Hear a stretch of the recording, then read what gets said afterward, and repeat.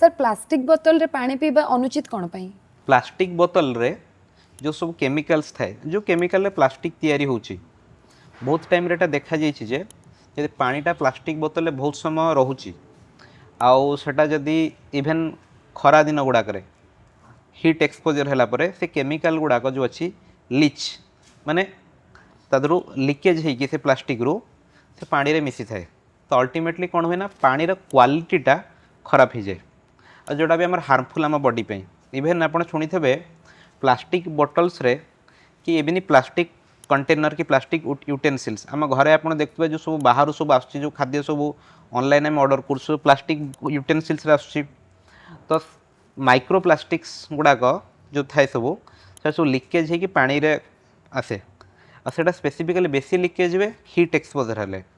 तो से एडभाइजेबल होचे आज आम अवॉइड करवा प्लास्टिक बोतल रे पानी कंजप्शन करा इभेन खाद्य गुड़ाक प्लास्टिक रखा और तो गरम करिया भी आम अवॉइड करवा जदि आम व्यवहार कर ग्लास यूज करिपरिबा पानी पई बोरोसिल यूज करिपरिबा एथेर वाटर पानी रखिले सेफ।